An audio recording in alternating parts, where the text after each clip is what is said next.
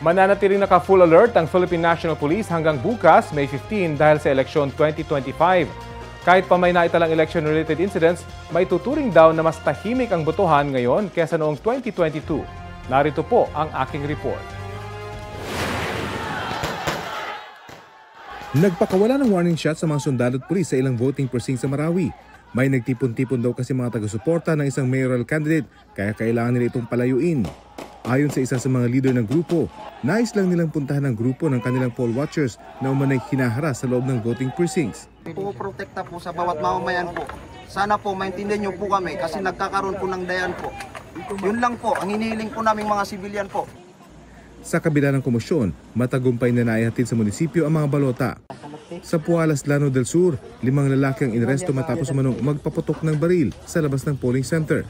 Mahaharap sila sa reklamong paglabag sa election gun ban. Ayon sa AFP, 3 ang namatay dahil sa election-related violence sa buong Llano del Sur.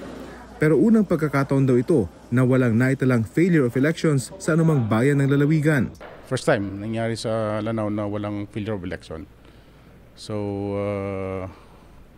maganda yung ating nagawa dito ngayon sa election ng 2025. Sana tuloy-tuloy na ito. Sa Maguindanao del Sur, gumamit ng chili spray o alkohol na hinaluan ng dinikdik na sili ang mga sundalo ng 601st Infantry Brigade. Ginamit nila ito para maawat ang gulo sa pagitan ng mga supporter ng mga kandidato doon. Ito! Ina na pala! Hinaharas kami! Hinaharas kami! Para po sa kapayapaan na hinihiling natin.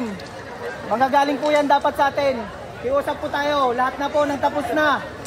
Dahan-dahan na po na tayo mag-exit. Nagbukas at nagsara rin ng mga presinto na walang naitalang nasawi. Sa pangkalahatan, generally, we can still say, no, as a conclusion na generally peaceful naman, no. Additional forces o yung augmentation, nakatulong yon, nakakontribute yon ng malaki, kaya nagkaroon tayo ng ganitong relatively successful conduct ng election dito sa ating area. Ayon sa PNP, naging maayos ang botohan sa buong bansa. Mas tahimik daw ngayon kumpara sa mga nakaraang eleksyon. Sa kabila ito ng naitala nilang 16 na patay dahil sa election-related violent incidents mula na magsimula ang election period noong January 12, 2025. Wala rin naitalang failure of elections sa anumang panig ng bansa. Sa datos ng PNP na nakuha ng GMA News Research, noong 2022 elections, 27 ang naiulat na election-related incidents kung saan 4 ang nasawi. Ayon sa PPCRV, bagamat marami silang natanggap na reklamo, karamihan daw dito ay mula sa mga galit na botante. That's a good indication. People are very passionate and feel very strongly about what they're voting for. Rafi Tima nagbabalita para sa GMA Integrated News.